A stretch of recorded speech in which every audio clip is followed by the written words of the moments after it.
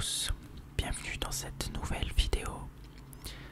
Aujourd'hui, je vais vous faire une critique cinéma d'un film qui vient tout juste de sortir et qui s'appelle Star Wars, le réveil de la force. Comme vous le savez, c'est un film que j'attendais énormément. J'ai fait pas mal de vidéos sur cette saga dernièrement. Et je vais donc faire cette vidéo où je vais vous parler du film, vous présenter mon ressenti et essayer le plus objectivement possible d'énoncer ses défauts et aussi bien sûr ses points forts. Sachez que cette vidéo existe à la fois dans une version sans spoiler et avec spoiler. Donc pour ceux qui n'ont pas vu le film, je vous conseille d'aller voir la vidéo sans spoiler. Sachant qu'ici nous sommes sur la vidéo avec spoiler. Et en l'occurrence, il y a plus de contenu sur la version avec spoiler, puisque j'ai fait tout simplement des coupes aux endroits avec spoiler dans cette vidéo. Donc, Star Wars, le réveil de la force, qu'on peut également appeler Star Wars épisode 7, le réveil de la force. En version originale, The Force Awakens. Pour ceux qui l'ignoreraient, il s'agit d'un film de science-fiction qui a été réalisé par J.J. Abrams et qui est sorti en France le 16 décembre 2015 et est sorti 2 jours plus tard aux États-Unis. Il s'agit donc de l'épisode 7 qui est le premier film d'une trilogie annoncée de Star Wars, ce qui portera le total à 9 films. Sachant qu'également il va y avoir au moins 2 spin-offs entre les épisodes 7 et 8 et 8 et 9, dont le premier spin-off sera axé sur se déroulera un petit peu avant l'épisode 4 et voilà, je ne vais pas trop m'étendre là-dessus. Quoi qu'il en soit, l'épisode 7 fait donc logiquement suite à l'épisode 6 qui était sorti en 1983. Alors, pour recontextualiser très rapidement Star Wars, je vous conseille déjà d'aller voir ma vidéo Wiki ASMR consacrée à Star Wars. En réalité, il y a 2 vidéos consacrées à Star Wars.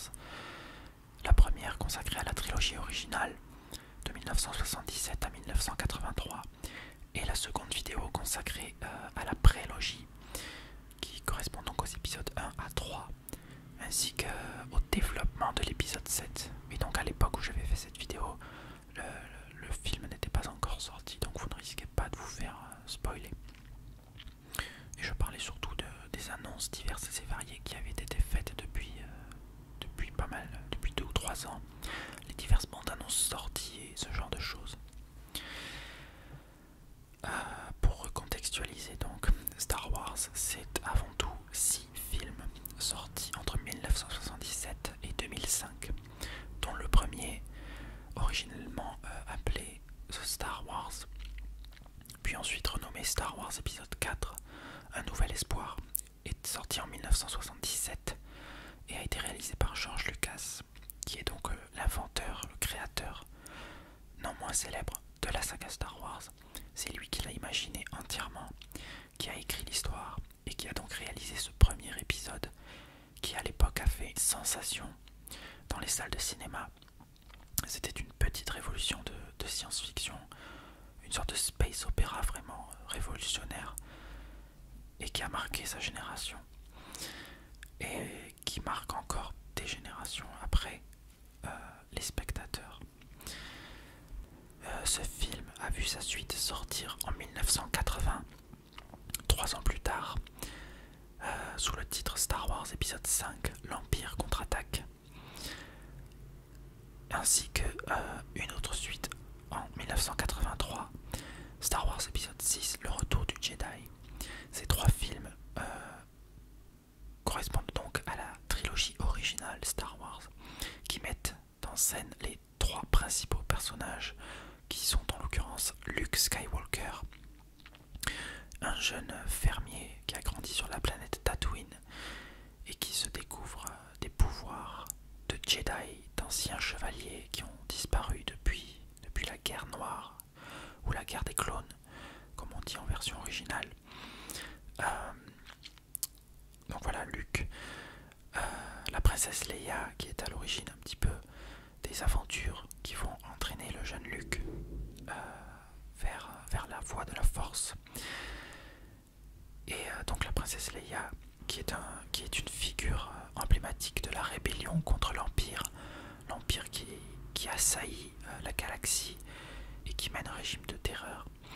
Et enfin nous avons le troisième personnage de Han Solo qui est un contrebandier, une sorte de pirate de l'espace qui fait office de troisième membre dans ce trio forcément, et le membre un petit peu le plus sceptique, un peu à part des deux autres, et qui mine de rien va quand même faire partie des trois principaux personnages. Donc ces trois personnages sont incarnés respectivement par Mark Hamill pour Luke Skywalker, par Carrie Fisher pour la princesse Leia et par le non moins célèbre Harrison Ford pour Han Solo. Ces trois épisodes mettent également en scène de nombreux personnages qui deviendront cultes par la suite, parmi lesquels Chewbacca, les deux droïdes R2D2 et C3PO, mais également le principal antagoniste de Star Wars et en réalité le véritable personnage principal de la saga entière.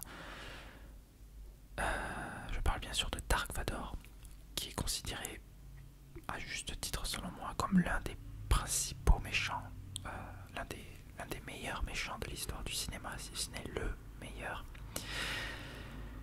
Et donc Dark Vador, qui dès son apparition dans le premier épisode montre un aspect très terrifiant dans le fait qu'on ne voit pas son visage, on ne sait pas du tout de qui il s'agit. C'est une grande armure noire avec une respiration très grave, très marquée, et donc un personnage très inquiétant. Dans l'épisode 5, bien sûr, on apprend que Dark Vador a eu un nom autrefois, celui d'Anakin Skywalker, et qu'il s'agit donc du père de Luke, qu'il apprend donc à la fin de l'épisode. Et l'épisode 6 fait office de conclusion avec la défaite de l'Empire, la défaite de Dark Vador, et le retour d'Anakin juste avant sa mort, qui sauve Luke des mains de l'Empereur. Alors l'Empereur qui est le supérieur en quelque sorte de Dark Vador, celui qui tire les ficelles de l'Empire. Et voilà. Donc à la fin, l'Empire est défait, l'Empire est écrasé par la rébellion. Et Luke est enfin en paix, il devient enfin un Jedi, et il devient en paix puisque son père est revenu du côté obscur de la Force. Et voilà. Il y a également Obi-Wan Kenobi dans cette trilogie qui fait office, surtout dans le premier épisode, qui s'avère être l'épisode 4 en réalité, fait office de mentor pour Luke et lui apprend les voies de la Force, cette énergie qui habite tous les êtres de la galaxie, de l'univers, et qui les relie entre eux. Donc cette première trilogie, il n'y a pas besoin de revenir dessus, beaucoup de monde, tout le monde même la connaît, tout le monde ne l'a peut-être pas vue, mais il s'agit quand même d'un des monuments du cinéma. Et ce n'est qu'en 1999 que va sortir un autre épisode de Star Wars qui va entamer une nouvelle trilogie qui va en fait se passer avant la première. Il s'agit donc de la prélogie qui démarre en 1999 avec Star Wars épisode 1, la menace fantôme, et qui met en scène les aventures du jeune Anakin Skywalker. Alors au départ, on suit simplement deux Jedi dont les noms sont Qui-Gon Jinn et Obi-Wan Kenobi. Et au fil de leurs aventures, notamment avec la reine Amidala, Padmé Amidala de la planète Naboo, ils vont devoir se réfugier sur la planète Tatooine, où ils vont faire la rencontre, un petit peu par hasard, mais un petit peu par la force du destin, d'Anakin Skywalker, un jeune esclave qui va démontrer une habileté étonnante dans certaines situations, ce qui va notamment mettre la puce à l'oreille à Qui-Gon, comme quoi ce petit garçon pourrait bien être un Jedi dans le futur, et pas n'importe quel Jedi, mais peut-être l'élu de la prophétie, celui qui devrait ramener l'équilibre dans la force, car depuis des millénaires, les Jedi affrontent les Sith, les seigneurs noirs de la force, ceux qui sont du côté obscur. Et donc c'est une lutte millénaire entre ces deux camps, les Jedi d'un côté et les Sith de l'autre. Et il y a un élu, une prophétie qui dit que un jour un élu viendra et rétablira l'équilibre dans la force. Et Qui-Gon croit qu'il s'agit de ce jeune Anakin Skywalker. Il décide donc de le ramener au temple Jedi et de le proposer au conseil des Jedi, notamment devant le maître Jedi Yoda, qu'on a déjà pu voir d'ailleurs dans les anciens épisodes, qui a montré à Luke comment achever sa formation de Jedi. Mais le vieux maître Yoda voit et ressent en Anakin des émotions qui pourraient le mener au côté obscur.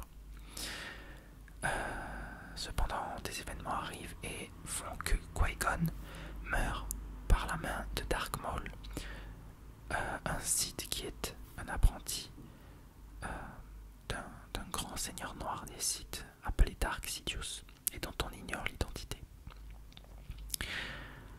Donc Qui-Gon meurt et Obi-Wan prend sur lui de commencer la formation d'Anakin pour devenir un Jedi, ce à quoi consent à contre-cœur Yoda. Et donc voilà, l'épisode 1 s'achève ainsi sur la mort de Qui-Gon et le début de l'entraînement d'Anakin. Nous nous retrouvons ensuite en 2002 pour l'épisode 2, l'attaque des clones, qui se déroule 10 ans après. Anakin est devenu un jeune padawan assez doué sous la tutelle d'Obi-Wan, et donc il avait, lors de l'épisode 1, noué des liens, le jeune Anakin, avec la reine Padmé Amidala, qu'il retrouve au début de l'épisode 2, 10 ans plus tard, sans jamais l'avoir revu depuis. Et malheureusement, il est hanté par des souvenirs d'elle, et en fait, il l'a toujours aimée. Il est amoureux d'elle, et c'est quelque chose qui le ronge. Il ne peut pas réfréner ses envies, et déclare son amour à Padmé lors d'une mission où il doit l'escorter et la protéger, pendant qu'Obi-Wan enquête ailleurs sur justement l'assassinat, la tentative d'assassinat qu'avait subi Padmé au début de l'épisode 2. Et donc pendant ce temps, Anakin et Padmé tombent amoureux. Ils se marient en secret. Obi-Wan, quant à lui, trouve une armée de clones qui a été créée pour les Jedi des années auparavant, mais dont il n'avait jamais eu vent. Et donc cette armée de clones va venir les aider dans leur lutte contre les forces du mal. À la fin de l'épisode 2, on voit la guerre des clones qui s'apprête à commencer, et le mariage entre Anakin et Padmé. Enfin, l'épisode 3 sort en 2005, sous le titre La revanche des Sith. Et si les épisodes 1 et 2 s'étaient révélés un petit peu décevants, même s'ils avaient des points forts également, notamment d'un aspect visuel très élaboré et des effets spéciaux très réussis, même si un petit peu trop présents, l'épisode 3 se révèle beaucoup mieux maîtrisé par George Lucas, et c'est enfin celui qui va faire le lien entre la prélogie et les épisodes originaux et l'avènement de l'Empire. Et donc la revanche des Sith met en scène le combat intérieur auquel fait face le jeune Anakin, qui est maintenant devenu un chevalier Jedi à part entière, mais il se voit refusé au rang de maître Jedi à plusieurs reprises par le conseil. Et en l'occurrence, il y a un chancelier qui est présent depuis l'épisode 1, la menace fantôme, qui est le chancelier Palpatine, qui manipule Anakin et en fait un pantin sans même qu'il s'en rende compte. Et il tente au fur et à mesure de le faire basculer du côté obscur, car en réalité le chancelier Palpatine est Seigneur Noir des Sith que les Jedi affrontaient depuis le début. Finalement, Anakin devient Dark Vador. Et donc Palpatine essaye de tirer les ficelles et de recruter Anakin pour être son apprenti du côté obscur de la Force. Il lui dit notamment que sa femme va mourir et que s'il n'apprend pas à maîtriser tous les aspects de la Force, il ne pourra pas la sauver. Or, Anakin a des rêves de Padmé la voyant mourir en donnant naissance à leur enfant. Et il avait déjà eu une vision comme cela avec sa mère, et elle était bien morte au final, il n'avait pas pu la sauver à temps. Il ne veut pas que cela se reproduise. Et donc, par la force des choses manipulées comme il l'est par Palpatine, Anakin bascule du côté obscur. Palpatine se révèle être le Seigneur Noir des Sith et Anakin devient Dark Vador. Mais il reste encore dans son apparence normale, ce n'est juste qu'un revirement de sa personnalité. Mais à la fin de l'épisode, Obi-Wan combat Anakin et en ressort vainqueur. Anakin perd son bras, ses 2 jambes, sachant qu'il avait déjà perdu l'autre bras dans l'épisode 2, remplacé par une main robotique. Et ils se battent donc sur une planète de lave. Et Anakin finit par perdre et il finit par brûler dans la lave. Obi-Wan le laisse pour mort, mais en réalité Anakin a survécu. Il va être secouru par son nouveau maître, Dark Sidious, l'empereur Palpatine. Et il va donc devenir le fameux Dark Vador dans l'armure noire qu'on connaît. Et entre-temps, Padmé donne naissance à leurs enfants, 2 jumeaux, Luke et Leia. Et elle va mourir en leur donnant naissance, notamment parce qu'elle n'avait plus foi en la vie. Et cependant, elle dira à Obi-Wan, dans ses derniers instants, qu'il y a toujours du bon en Anakin. Et voilà, les 2 jumeaux sont séparés. Leia va aller chez une famille adoptive sur Alderaan, pendant que Luke va rejoindre son oncle et sa tante sur Tatooine. Et ensuite, l'histoire est bouclée vers l'épisode 4. Et voilà. Alors c'était... je voulais faire un petit résumé. Il était un peu plus long que prévu, mais voilà, pour recontextualiser un petit peu l'histoire de Star Wars avant l'épisode 7. Et voilà, l'épisode 7 a été annoncé en 2012, à peu près, lors du rachat de Lucasfilm par la grosse compagnie Disney. Un rachat d'environ 4 milliards de dollars, je crois, qui a donc rendu George Lucas plus riche qu'il ne l'était déjà. Et une nouvelle trilogie a été annoncée dans la foulée, avec ce premier épisode 7, le réveil de la force. Alors, c'est pas peu dire que j'attendais cet épisode, même s'il faut savoir que à l'annonce originelle de cette nouvelle saga, j'ai été extrêmement dubitatif, pour ne pas dire extrêmement déçu, extrêmement en colère même par cette décision, parce que pour moi Star Wars c'était fini et il ne méritait pas d'autres films. Enfin, non pas que ça ne méritait pas d'autres films, mais je sentais que ça allait être mauvais. Je sentais que ça allait être les films de trop. Et que, à la limite, pour moi, Star Wars devait rester avec George Lucas. S'il n'y avait plus George Lucas, Star Wars ne serait plus. Cela dit, après quelques temps, les premières news concrètes sont sorties, les annonces de casting, avec le retour des anciens acteurs de la trilogie originale, parmi lesquels Mark Hamill, Carrie Fisher et Harrison Ford. Il y a également eu le fait que J.J. Abrams soit choisi, sachant qu'il s'agit d'un réalisateur à la fois très populaire, parce qu'il a réalisé déjà des films de science-fiction de grande ampleur, parmi lesquels Super 8 et les 2 Star Trek, assez connus, que je n'ai pas vus, mais qui ont plutôt une bonne réputation.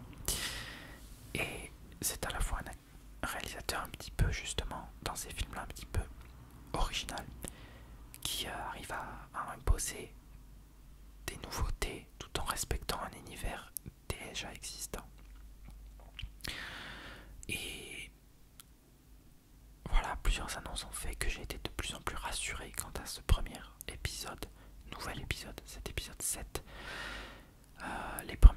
annonces sont tombées ensuite, et là ça a été le vrai petit charme, le petit frisson aussi de voir ces bandes annonces. John Williams avait également été annoncé à la musique, donc c'était quand même d'assez bons signes qui se montraient pour cet épisode. Et donc je l'ai attendu les derniers mois. Ces derniers mois-là ont été très intenses pour moi, j'ai vraiment attendu ça avec énormément d'impatience. Et enfin, cet épisode est sorti le 16 décembre. Je l'ai vu le 17 et je l'ai également revu le 19 décembre parce que c'était déjà prévu. Et ce que je peux en dire directement, c'est que il m'a laissé une très très bonne impression. Je suis encore à quelques... Ça ne fait que quelques jours que je l'ai découvert, donc c'est encore un avis un petit peu à chaud, honnêtement. Mais je peux vous le dire directement déjà, c'est un film que j'aime beaucoup. J'avais pas d'appréhension, en fait je ne m'étais pas permis d'avoir de l'appréhension sur ce film parce que je l'attendais beaucoup trop et j'espérais vraiment qu'il soit aussi bon que ce que je croyais. Et je peux le dire comme ça, ce film correspond à peu près à tout ce que j'attendais de ce film. Ce film m'a montré à peu près tout ce que je voulais qu'il me montre. Je ne veux pas dire par là qu'il ne m'a pas réservé des surprises, au contraire, mais il était vraiment bien réalisé. Il a à la fois respecté l'univers déjà existant, mais a apporté un nouveau souffle, notamment à travers des nouveaux personnages. Alors, le synopsis déjà de ce film, il se déroule 32 ans après la fin du retour du Jedi. Plus de 30 ans après la bataille d'Endor, la galaxie n'en a pas fini avec la tyrannie et l'oppression. Les membres de la résistance menés par la générale Leia Organa combattent les nouveaux ennemis de la République, le Premier Ordre. À la tête de ce nouveau régime brutal se trouve le leader suprême Snoke et son apprenti, le jeune Kylo Ren. Dépassés, les résistants ont besoin de Luke Skywalker, mais le dernier des maîtres Jedi se cache depuis bien longtemps. La résistance envoie sur Jakku son meilleur pilote, Poe Dameron, pour récupérer une carte qui les mènera à Luke. Mais l'arrivée de Kylo Ren et ses soldats leur complique la tâche. Donc voilà pour ce synopsis. Alors pour ceux qui ont vu le film ou éventuellement souhaitent se faire spoiler, je vais vous dire donc ce qui se passe dès le début du film. On nous montre, enfin le texte déroulant nous le dit clairement, Luke Skywalker a disparu. Et c'est quelque chose qui m'a énormément surpris sur le moment, puisque voilà, le texte déroulant sur ces 3 paragraphes nous explique que Luke n'est plus là, qu'on ne sait pas où il est, que tout le monde est à sa recherche maintenant parce qu'ils ont besoin de lui. Parce que le Premier Ordre devient une menace et que les choses sont en train de s'accélérer. Et Luke a disparu. Et là on comprend que déjà ça va être une grande partie, au moins une grande partie du film va être sans Luke. À moins qu'il ne le trouve dans le premier tiers du film, mais on sent quand même qu'il va y avoir une histoire avec la recherche de Luke. Donc forcément voilà, on se dit tiens, on va pas voir Luke tout de suite, ce qui n'est pas plus mal parce que ça va permettre de faire monter l'excitation tout au long du film, tout en se focalisant sur d'autres aspects du film, ce qui est très très bien. Donc il y a cette annonce au début du film qui fait que ça met en place une très bonne intrigue dès le début. Le film commence sur les chapeaux de roue, je ne vous dirai pas forcément comment, mais il commence vraiment très bien, avec une première scène très très bien réalisée pour moi, dans tous les sens du terme, à la fois dans les personnages qui sont mis en scène, la situation qui se déroule devant nos yeux, et puis également sur le côté esthétique. C'est vraiment, on est en train de vraiment de plonger directement dans un univers qu'on connaît déjà, mais qu'on voit forcément 30 ans plus tard a un petit peu changé. Donc on nous plonge directement au cœur de l'action. Et donc la suite du film s'axe, enfin la suite de ce début de film s'axe autour d'une seule et même planète. Donc, il s'agit de la planète Jakku qui se voit assailli, enfin un village de la planète qui se voit assailli par le Premier Ordre, alors que le pilote, le meilleur pilote de la rébellion, ou plutôt de la résistance, est en train de recueillir des informations, une petite clé à l'intérieur de laquelle il y a un bout de carte menant à Luke Skywalker. Poe est pris dans une embuscade du Premier Ordre et fait face à Kylo Ren, qui se révèle donc quasiment dès le début du film, et il nous montre quand même une présence assez imposante. C'est un petit peu à la manière de Dark Vador. Forcément, Kylo Ren, c'est un petit peu l'équivalent de Dark Vador dans cette dans ce nouveau film. Le casque, la voix, le masque, la voix tout aussi masquée, et voilà, l'aspect noir, côté obscur, le sabre. Voilà. Dès le début, on voit quand même que Kylo Ren est quelqu'un qui, voilà, c'est le côté obscur, il n'hésite pas à tuer. Et c'est quelque chose qu'on voit vraiment d'ailleurs dans ce film, c'est la menace représentée par le Premier Ordre. Quelque chose qu'on ne voyait pas forcément dans l'Empire, dans les films avec l'Empire. On ressentait la menace, mais on ne la voyait pas vraiment. On ne la montrait jamais vraiment. Donc on la ressentait, mais on ne la ressentait pas vraiment. C'était quelque chose qui était suggéré. Là, on voit vraiment les choses se passer. On voit des gens mourir. Et c'est ça qui est bien dans ce film. Alors, à propos des nouveaux personnages qui entrent en scène, il y a un nouveau trio qu'on peut considérer comme l'équivalent de l'ancien trio, formé par Luke, Leia et Han Solo. Il s'agit donc des 3 nouveaux personnages, dont le premier, pas forcément le principal, mais le premier est Poe Dameron, incarné par Oscar Isaac, qui est donc un pilote de la Résistance, qui est introduit au début du film, et voilà, qui est en mission avec un certain but.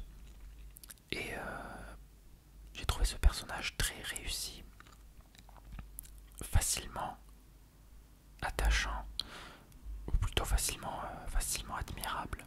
C'est pas le personnage auquel on s'identifiera le plus, parce qu'il est déjà assez doué dans son domaine.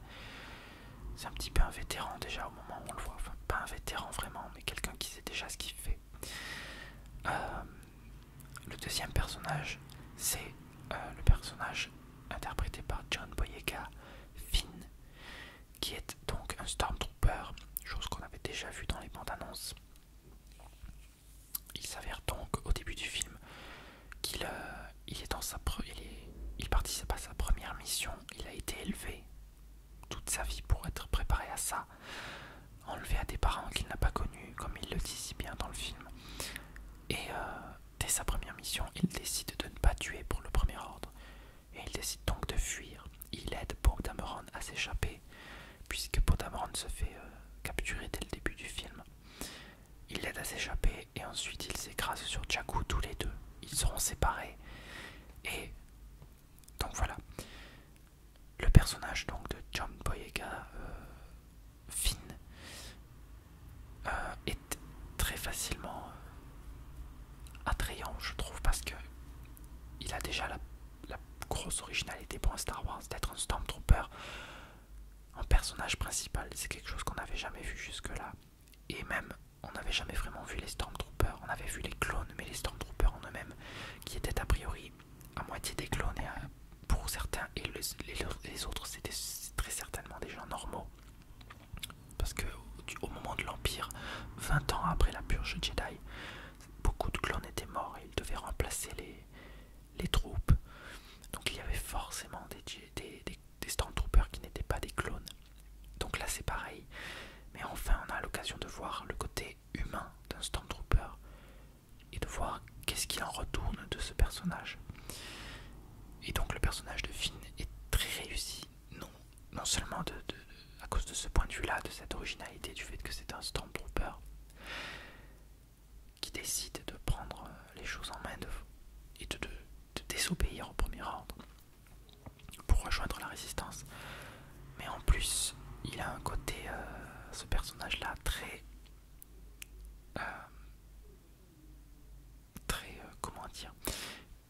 forcément le héros qui va être le plus doué. Il fait des maladresses, il a des moments d'absurdité ou des moments de maladresse, des moments de... comment je pourrais dire, des moments de folie aussi. Je pense notamment à certaines scènes où pour moi littéralement il pète un câble et c'est ça qui m'a fait pas mal rire. D'ailleurs cet épisode se montre assez rempli d'humour, pas un humour lourd, mais vous allez voir un humour assez bien géré je trouve. Et voilà, le personnage de John Boyega, très appréciable, qu'on voit d'ailleurs plus que le personnage d'Oscar Isaac, Poe Dameron, qui est d'ailleurs des trois personnages celui qui est le plus en retrait. Poe Dameron, c'est celui qui est le plus en retrait, et celui dont on se sent le moins proche, à mon avis. Par opposition, celui avec lequel je pense on se sent le plus proche, le plus attaché, c'est, et d'ailleurs pour moi, le personnage principal de cette nouvelle saga. Je pense pas me tromper en disant ça. Il s'agit du personnage de Rey, interprété par la magnifique Daisy Ridley. Vraiment, j'ai un énorme coup de cœur pour cette fille qui est en plus une excellente actrice. C'est vraiment le personnage qui m'a ébloui dans ce film, non seulement par son traitement mais également par son interprétation par Daisy Ridley. Rey, qui est donc une jeune pilleuse des sables, enfin une pilleuse sur la planète Jakku. Jakku qui d'ailleurs, vous l'aurez remarqué dans les trailers, vous pensiez peut-être qu'il s'agissait de Tatooine, mais ça a été révélé que bien avant la sortie du film, qu'il s'agissait de Jakku, donc une planète qu'on ne connaissait pas jusque-là, mais qui n'est pas sans rappeler Tatooine, clairement. Donc Rey, qui est une pilleuse, en fait elle va chercher des pièces mécaniques sur des épaves de vaisseaux, des vaisseaux de l'Empire notamment sur cette planète. Au début du film on la voit chercher, fouiller dans les épaves, et il y a de magnifiques plans avec notamment ce destroyer stellaire de l'Empire écrasé dans les dunes. Et vraiment un plan magnifique avec les intérieurs également plein de sable, voilà, ce genre de choses. Une esthétique très particulière pour ce début de film que j'aime énormément. C'était vraiment quelque chose qui m'avait accroché déjà sur les trailers et qu'on retrouve bien évidemment dans le film. Vraiment un début de film qui vraiment nous met dans une bonne ambiance. Non seulement il y a une scène d'introduction très réussie qui nous met directement dans le contexte du film de manière très efficace, très rapide, mais à la fois très claire. Et donc ensuite on part là-dessus sur des plans très esthétiques, très marqués et très référencés par rapport à l'ancienne trilogie, et qui font vraiment plaisir à voir. Donc la première partie du film est vraiment assez bien construite, assez lente, mais d'une bonne lenteur, une lenteur qui fait plaisir même s'il se passe des choses, voilà, qui font avancer l'histoire. Mais voilà, ça prend son temps et ça fait plaisir. Et donc pour en revenir au personnage de Rey, on voit son quotidien, on voit que sa vie n'est que un petit peu comme Luke en parallèle dans les épisodes originaux. Sa vie n'est que misère et travail quotidien, travail acharné, physique, et voilà, un travail de dur labeur qui rapporte peu. Quand enfin vient une rencontre, tout comme dans l'épisode 4, qui va faire changer les choses, c'est une rencontre avec le droïde BB-8, qui s'avère être le droïde attitré du pilote Poe Dameron. Poe Dameron qui a caché donc dans ce droïde la carte qui mène à Luke Skywalker. Et ce droïde donc rencontre Rey, et c'est de là que vont partir les aventures. Alors, je ne vais pas vous décrire tout le film comme ça. J'aimerais quand même parler maintenant de l'avancée du film et notamment de l'apparition des personnages que l'on connaît tous. Alors, on l'a vu dans les trailers, personnage euh, qui, euh, qui était peut-être je ne sais pas si c'était le plus attendu, mais c'était celui qu'on s'attendait en tout cas à voir le plus au vu des bandes annonces. C'était le personnage de Han Solo, accompagné de Chewbacca bien sûr, qui donc revient interprété par Harrison Ford bien sûr, et qui se montre très plaisant à retrouver en fait, tout comme le Faucon Millenium bien sûr. Et c'est quelque chose qui, finalement, le film tourne beaucoup autour des anciens personnages qui doivent faire face à cette nouvelle menace avec les nouveaux. Et c'est un petit peu un passage de flambeau entre l'ancienne génération et la nouvelle. C'est quelque chose qui semblait évident, mais la manière dont c'est géré, j'ai trouvé ça vraiment bien.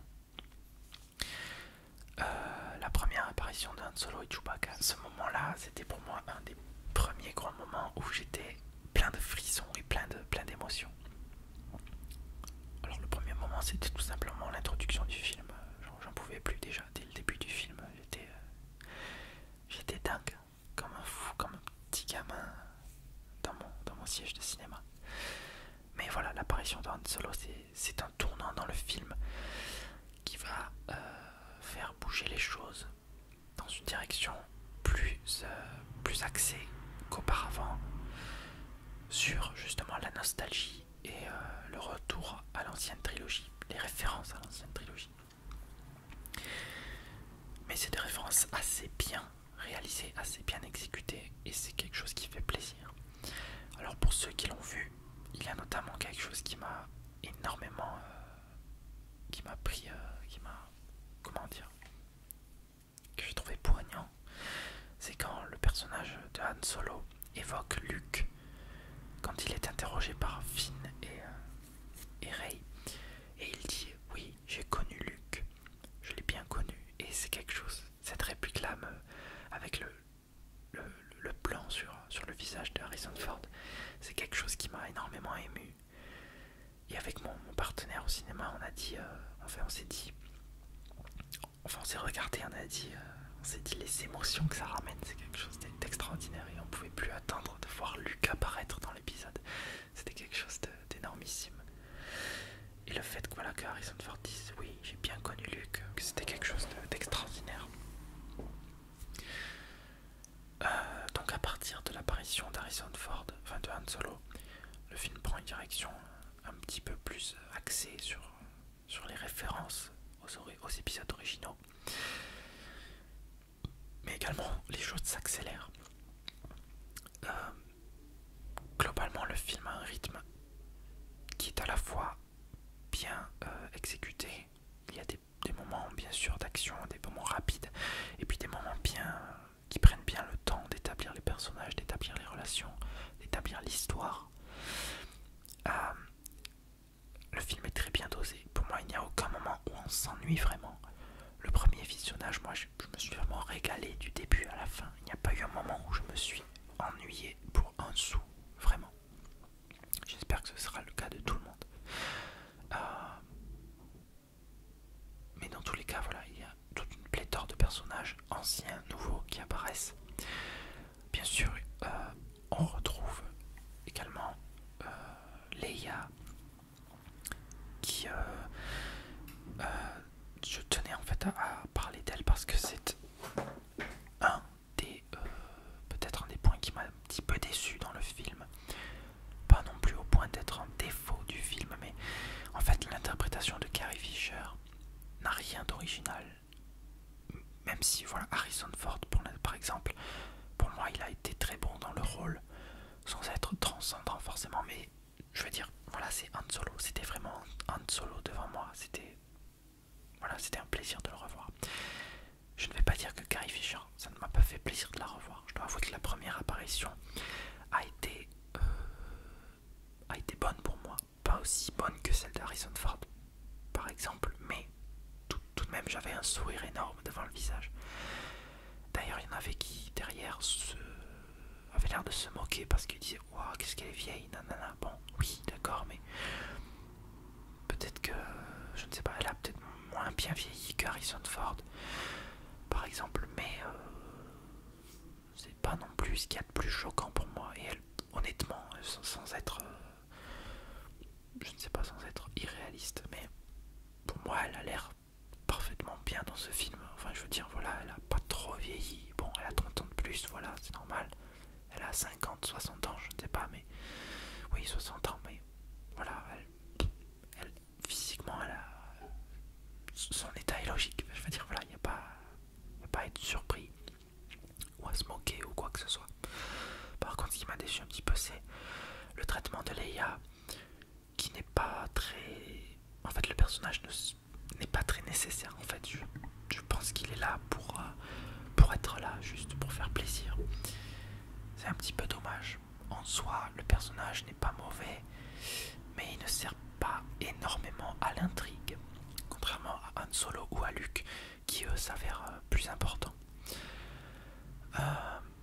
Mais Leia, outre le fait que le personnage n'est pas énormément utile, il y a le fait qu'il n'est pas...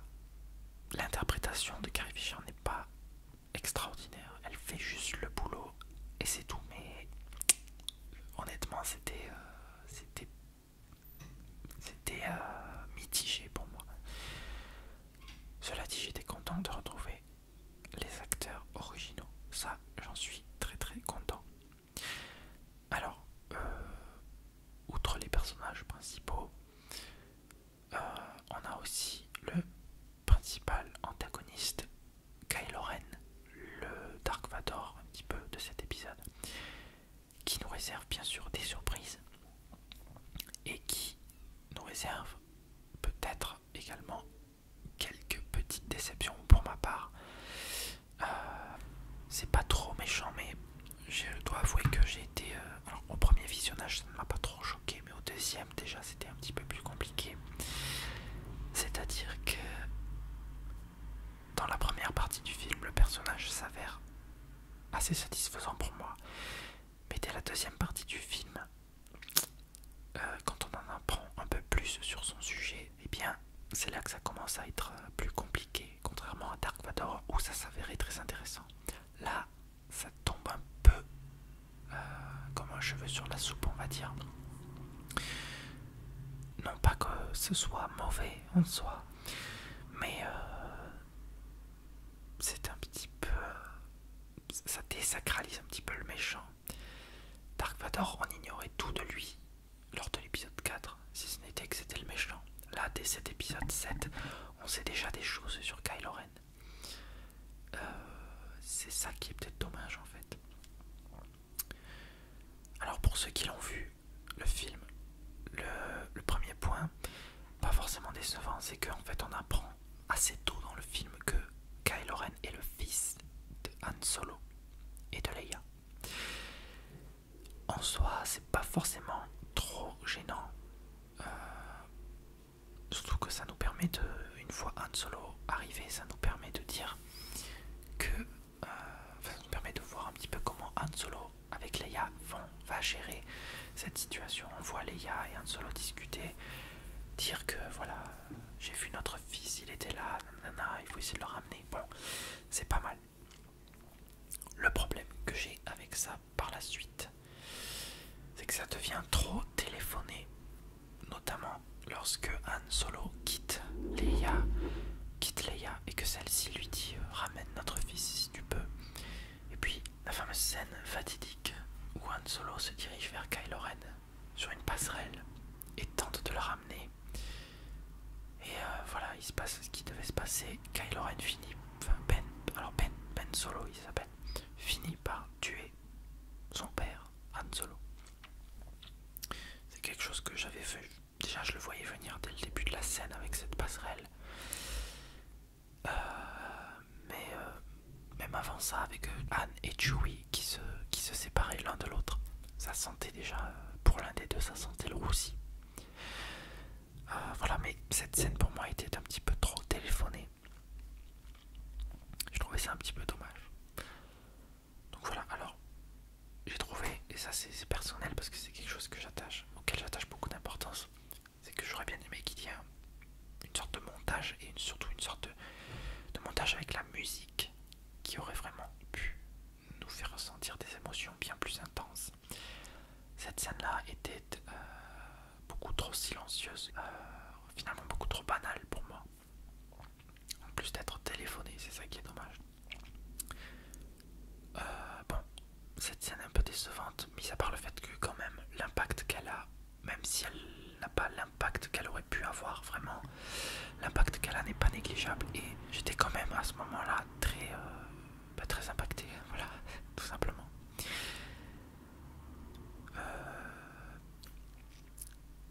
Qu'est-ce que je peux dire d'autre? C'est que, alors, l'autre point qui m'a déçu, et c'est à peu près tout en fait, ce qui m'a déçu avec ce film, c'est-à-dire pas grand-chose au final, mais c'est justement, c'est dommage pour un Star Wars, mais c'est la musique. Sans être, au contraire, sans être nulle, elle est quand même, elle fait le job, c'est quand même John Williams et ça fait plaisir de le retrouver. Mais déjà, dès le générique, j'ai vu la différence, l'introduction. Le début ne sonne pas pareil que dans les autres, alors c'est pas plus mal, vous direz, ça change un peu. C'est pas non plus, ça change pas énormément, mais c'est vrai qu'on sent que le générique est légèrement différent dans son interprétation. Mais outre ça, j'ai trouvé que, à part quelques thèmes par-ci par-là, notamment le thème de Rey, que je trouve extrêmement réussi, extrêmement agréable à écouter, j'ai pas trouvé qu'il y avait énormément d'originalité dans cette bande originale.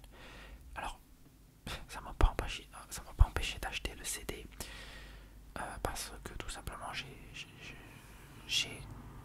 pas tous les CD des Star Wars, mais je les ai tous sur mon ordinateur, je les ai tous sur Deezer. Je les écoute assez souvent, surtout ceux des épisodes originaux ou de l'épisode 3 qui sont vraiment les meilleurs au niveau des bandes originales. Mais l'épisode 7, à part quelques morceaux, il n'y a rien d'extraordinaire. Pour moi, il y a le thème de Rey et le thème de la fin. Le dernier morceau de la bande originale qui correspond aussi au morceau du générique, puisqu'il y a la fin du film et le générique, voilà. À part ça, il n'y a rien d'extraordinaire dans cette bande-annonce, dans cette bande originale, pardon. Le film est parsemé à beaucoup d'endroits de thèmes connus, les thèmes de la force, les thèmes de qui, les thèmes de Leia, je pense, les thèmes de l'amour. Voilà, je crois que c'est des thèmes comme ça. Les thèmes de bataille spatiale un petit peu, avec le thème du Faucon Millenium. Je sais pas s'il y a vraiment un thème du Faucon Millenium, mais il y a un thème où voilà, on l'entendait dans les épisodes originaux. Un petit peu déçu par cette bande originale quand même, je dois vous le dire. Sinon, à part ça, très honnêtement, j'ai énormément apprécié le film. Les acteurs sont bons, mis à part Carrie Fisher, qui n'est pas extraordinaire. La version française, tiens au passage, la version française est plutôt bonne, je trouve. Ça fait un petit peu bizarre d'entendre Harrison Ford avec sa voix actuelle, c'est-à-dire la voix assez connue de Richard Darbois, qui interprète les voix de Harrison Ford depuis pas mal d'années maintenant. Mais dans les épisodes originaux de Star Wars, Harrison Ford, je crois, était doublé par, si je ne m'abuse, Francis Lax. Je crois, qui est mort depuis, mais c'est pour ça qu'il ne double pas celui-là. Et je pense que c'est aussi, de toute façon, même s'il était vivant, il ne l'aurait pas doublé à mon avis. Tellement Harrison Ford maintenant est associé à la voix qu'on lui connaît maintenant, celle de Richard Darbois. Donc cela dit, à part ça, je trouve la version française très bonne. Si, un petit point qui m'a quand même un petit peu gêné, c'est C3PO dans sa version française qui a une voix. Alors c'est toujours la même voix, mais on sent qu'il a un petit peu vieilli et qu'il parle légèrement différemment d'avant. Rien de trop gênant quand même, mais on note la différence. Alors pour ceux qui ont vu le film, quelque chose qui personnellement ne m'a pas trop gêné au premier visionnage, mais par contre au deuxième, j'ai eu peut-être un petit peu plus de mal. C'est tout simplement lorsque Kylo Ren révèle son vrai visage. Alors, c'est bizarre en fait parce que l'acteur joue bien, je trouve.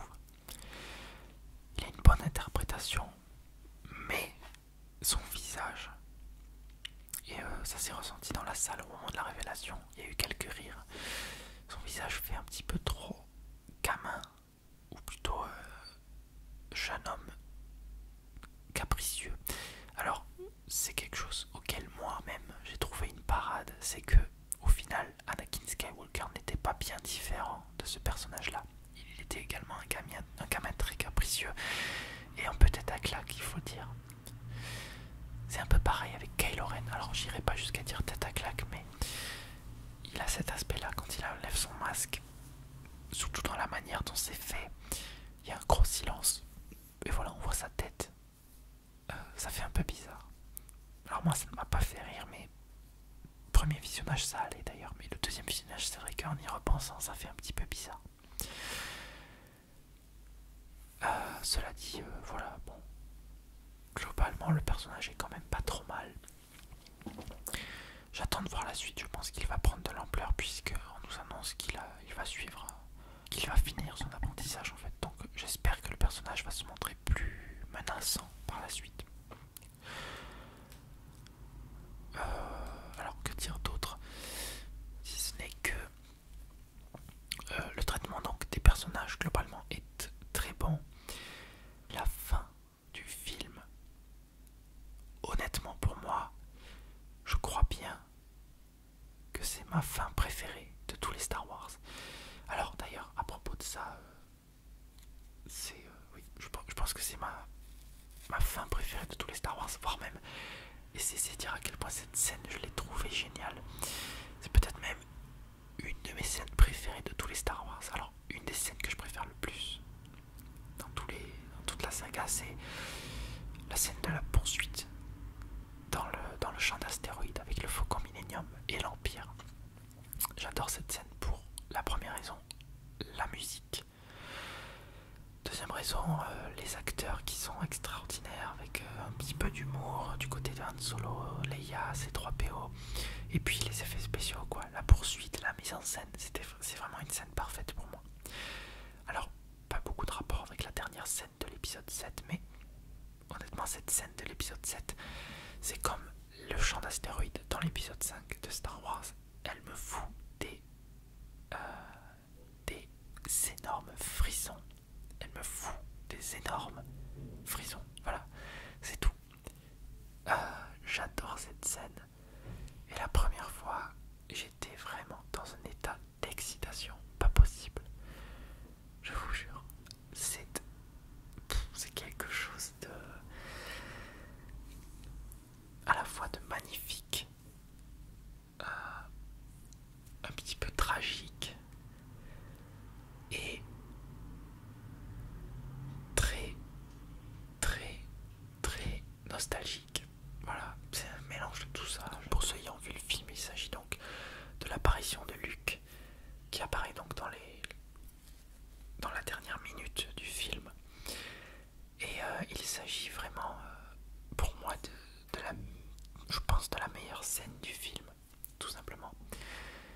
Une scène qui m'a mis des frissons, qui m'a littéralement transporté.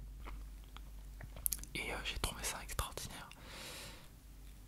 La musique, c'est un des rares moments où la musique est vraiment excellente. Il y a un thème très mystérieux qui, tout au long de la montée de Rey dans les marches sur cette île, qui fait que, voilà, on sait ce qui va se passer, on sait que ça va arriver.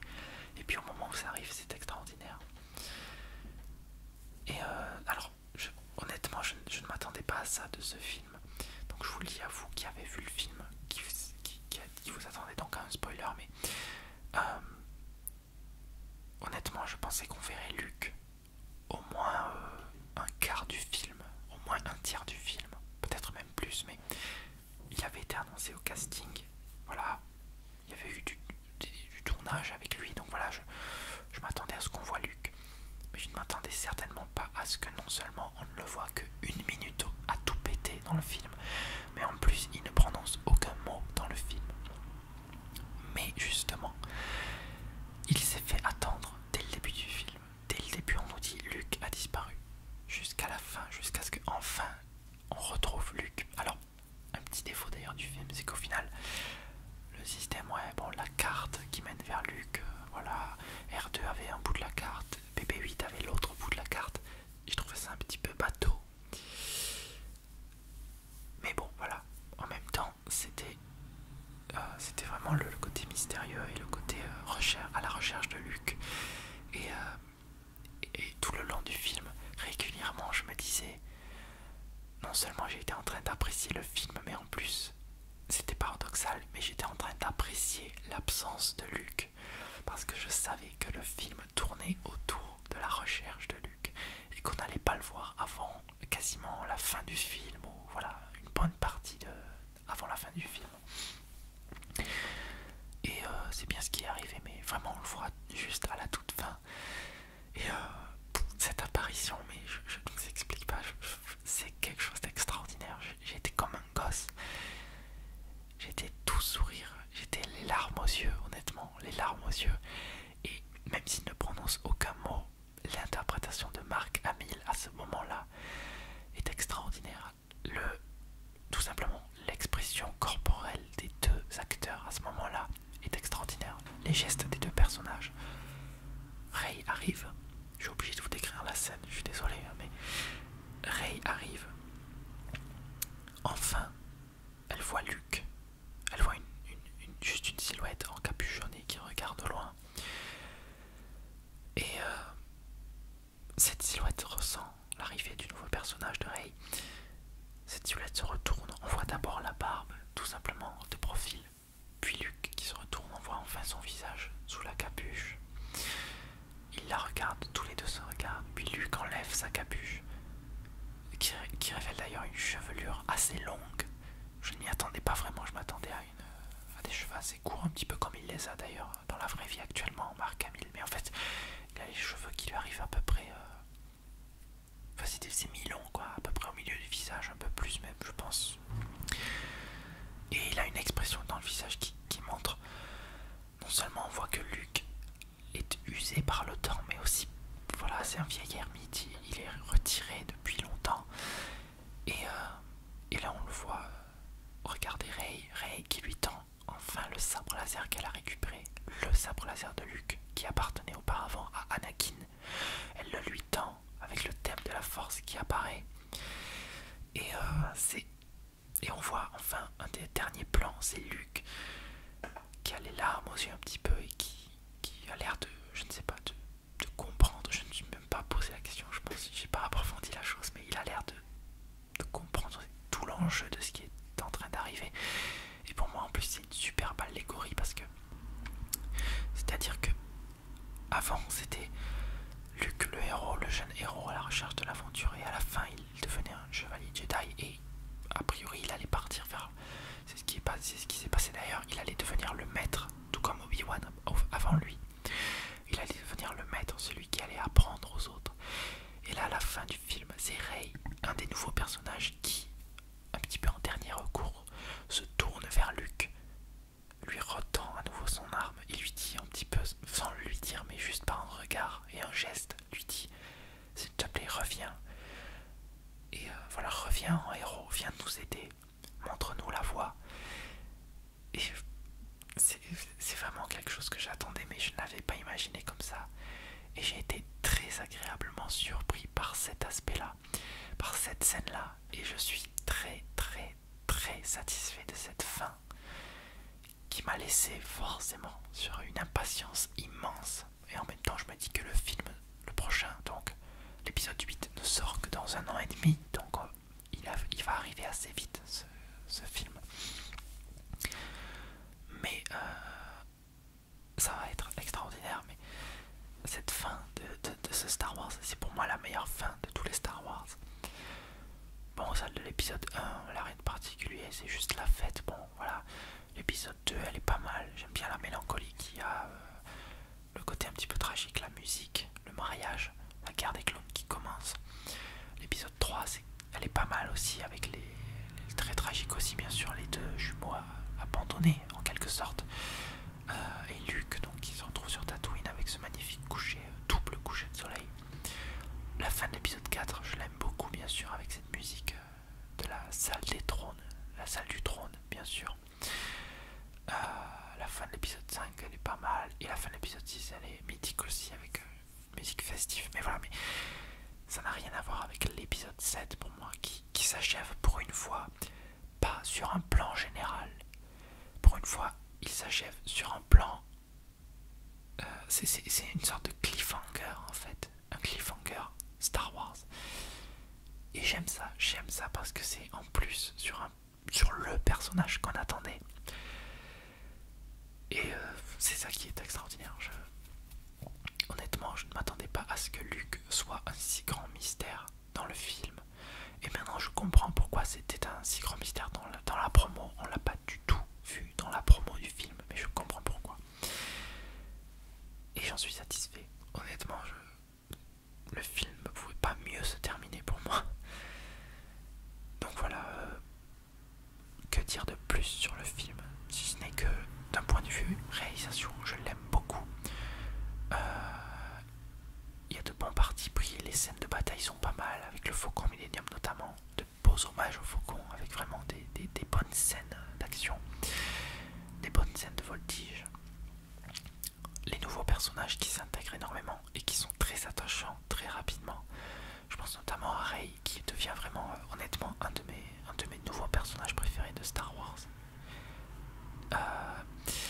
Les anciens, l'interaction avec les anciens personnages, vraiment quelque chose de très réussi qui rend hommage aux anciens films. Également le côté fort de cet épisode, c'est que il rend hommage aux anciens. Un petit peu trop parfois, c'est un petit peu du fan service. Il y a des choses qui sont très très copiées dans la structure de ce film. Il y a quelque chose qui est repris encore une fois dans cet épisode, qui est repris différemment cette fois, mais c'est quand même le même principe. Ça donne lieu à des scènes qui ressemblent donc à ce qu'on a déjà vu auparavant, même si ce sont des scènes très réussies encore une fois. Mais voilà, cela dit, il y a de l'originalité dans ce scénario. Il y a un petit peu de la part de J.J. Abrams, il nous montre qu'il ose changer les choses dans cet univers aussi. Il se passe des choses qui vont faire bouger certaines relations, qui vont faire bouger des codes qu'on pensait acquis dans Star Wars. Voilà, tout n'est pas éternel, mais voilà, les choses changent, mais en même temps elles restent toujours un peu les mêmes, même après avoir changé. C'est quelque chose de spécial. Je crois que c'est Mark Hamill qui a dit ça d'ailleurs. Les choses changent, mais elles ne changent pas vraiment. Voilà. Sinon, voilà, pour finir sur cette critique, parce que ça commence à faire un petit moment que j'en parle, honnêtement, je l'ai énormément apprécié. À la fin de la première séance, j'étais super satisfait. J'étais comme un gosse, il me tardait de le revoir. C'est pour ça que je l'ai donc revu une seconde fois. C'était déjà prévu en fait. J'avais dit à mes copains qui voulaient le voir que j'irais le voir avec eux aussi, même si je l'avais vu une première fois et même s'il n'était pas terrible, tant pis, il fallait que je le revoie, c'est quand même Star Wars. Mais rassurez-vous, j'irai le voir une troisième fois en VO pour voir ce que ça donne. Et peut-être une quatrième fois avec mon grand frère qui tient à le voir, et j'aimerais bien le voir avec lui parce que c'est lui qui me les a fait découvrir, les Star Wars, donc je lui dois ça.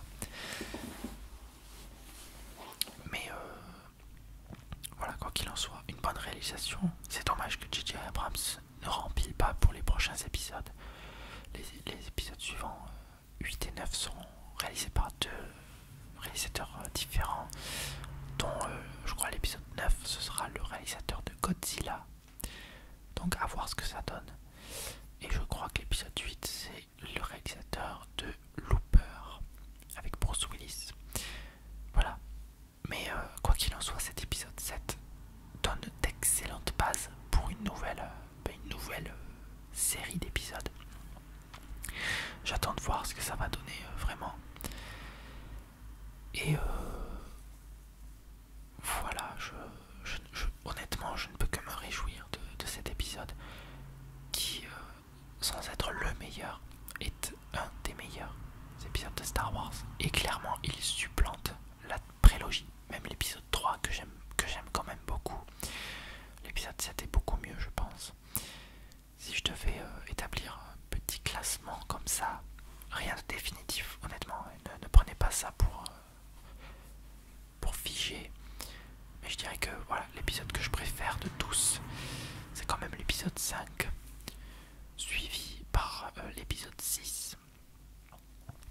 Et ensuite, ça pourrait être suivi par l'épisode 7, ou ou l'épisode 3 ou l'épisode 4. En fait, les 3, ouais, le 3, 4 et le 7 se valent beaucoup. Bon, ils sont très différents, les 3 sont très différents, ils appartiennent tous les 3 à une période différente. Le 3 est assez obscur, mais c'était aussi la prélogie et il y avait des côtés très dispensables, quelque chose d'assez...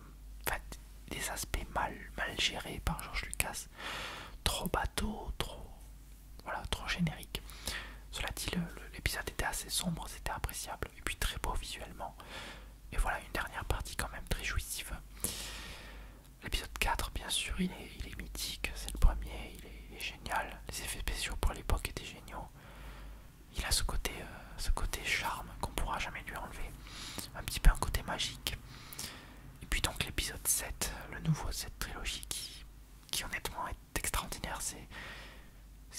Il fait beaucoup de références aux anciens épisodes, mais c'est un petit peu ce qui se faisait de mieux dans les anciens épisodes. Et il a réussi à les intégrer dans cette nouvelle façon de faire moderne, tout en gardant tout ce qui faisait le charme des anciens épisodes. Voilà, je ne peux pas dire mieux. J'ai adoré cet épisode 7, je ne vais pas mentir. Je pense que je lui donnerai un 8,5 sur 10, si c'est pas un 9 sur 10. C'est peut-être un peu gentil. Ouais, 8,5 quand même. 8,5, 9. Voilà, je ne peux pas renier que j'ai adoré ce film. Malgré quelques défauts qui seront, je pense, vite pardonnés quand même. Et si vous êtes fan, je vous conseille d'aller le voir. De ne pas trop attendre pour ne pas vous faire spoiler. Ça a été un des gros problèmes de ce film aussi pour moi.